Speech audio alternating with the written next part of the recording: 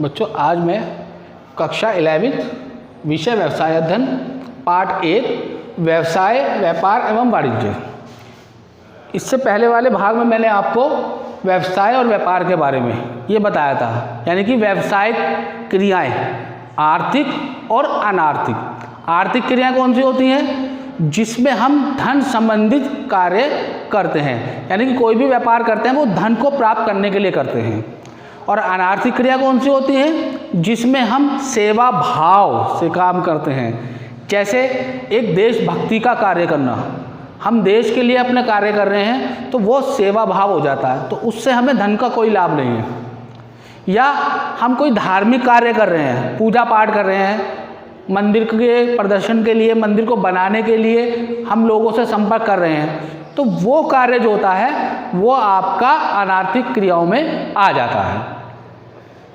अब यहाँ है वाणिज्य का विकास। अब वाणिज्य का विकास यानी कि जो वाणिज्य का विकास का तरीका जो है वो एक क्रमिक का मतलब एक लगातार चलने वाली क्रियाएं, जैसे स्टेप बाय स्टेप, जैसे दिन यानी कि सुबह शाम फिर रात, तो ये एक क्रमिक क्रिया होती है, यानी कि जो लगातार चलने वाली क्रिया होती है, ये कभी रुकती नहीं है। तो ये जो वाणिज्य का विकास है, जो व्यापार है, व्यवसाय है, ये जब बड़ा है, जब ये हुआ है तो ये एक क्रिया के हिसाब से हुआ है, एक सभ्यता का हिसाब से हुआ है, एक सिस्टम से हिसाब से हुआ है।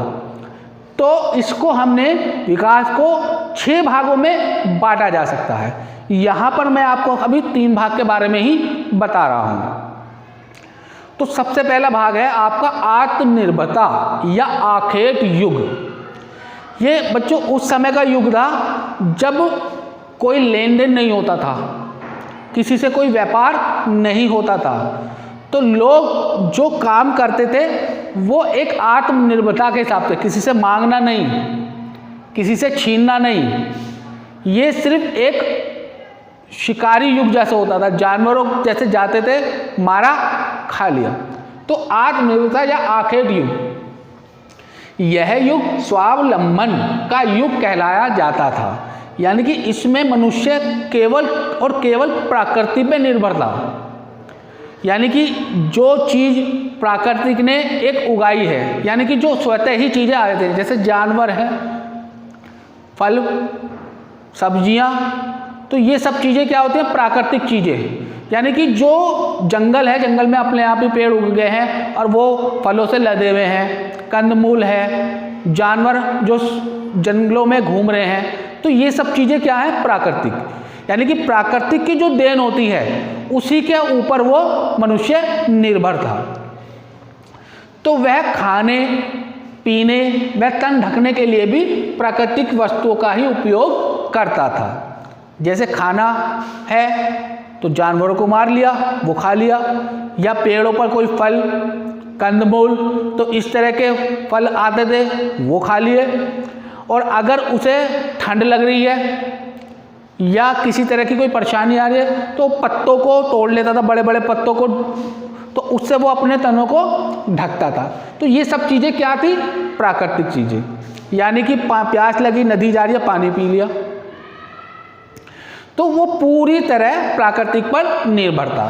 तो इसीलिए उस युग को आत्मनिर्भरता या आखेट युग क्यों कहा जाता है? क्योंकि वो पशुओं को मारकर, जानवरों को मारकर खाता था, उनकी खालों को पहनता था, तो वो युग इसलिए आखेट युग भी कहलाया जाता है। दूसरा युग है आपका पशुपालन युग। जब ये युग समाप्त हो गया, धीरे धीरे जब वो इस युग में अंत में आने लगे, तो उन्हें कुछ जो दिमाग था, कुछ उन्हें समझ में भी आने लगा कि हम जानवरों को मारते हैं, खाते हैं, तो ऐसे तो जानवर दिन पे दिन उसकी प्रजाति खत्म हो जाएगी, समाप्त हो जाएगी, तो क्यों ना हम इन जानवरों को मारे ना, और मारेंगे नहीं तो ये हमारे किसी ना किसी काम आएंगे।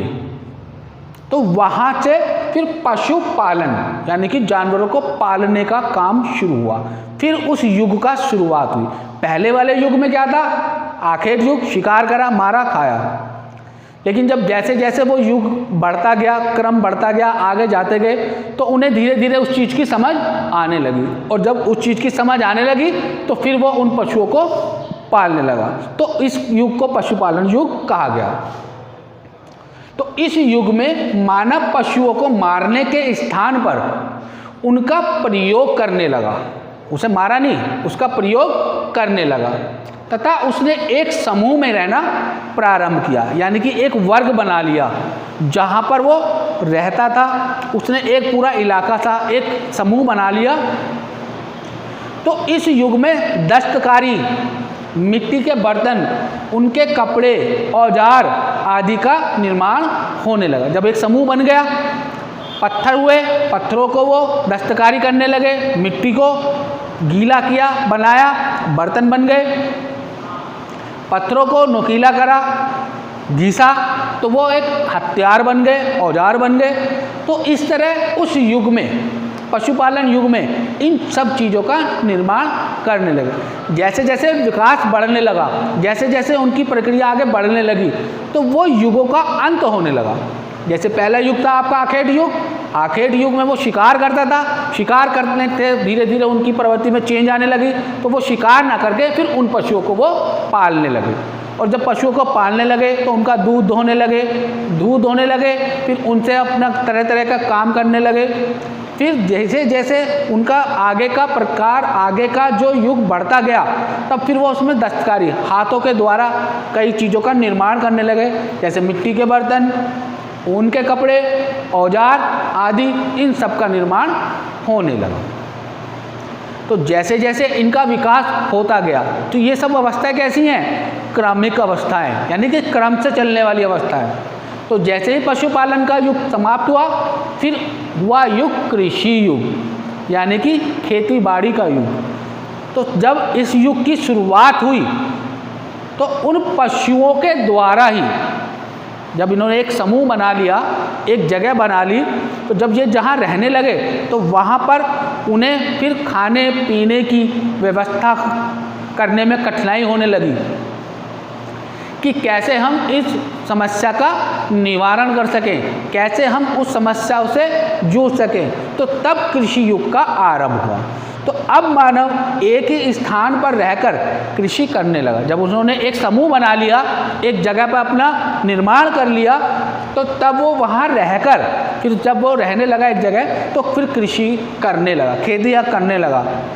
तो फिर जब खेतियाँ करने लगा, तो भूमि, जमीन जहाँ रहने लगा, उस जमीन को उपजाऊ, तो हल, पत्थरों का, लकड़ियों का, जंगलों से लकड़ियाँ काटी, हल बनाए, पत्थरों को काटे, उनके औजार बनाए, तो भूमि, हल, बैल आदि व्यक्तिगत संपत्ति हो गए, क्योंकि जहाँ वो रहने लगे वो ज़मीन उनकी हो गई, खेती बाड़ी करने लगे वो जानवर उनके हो गए।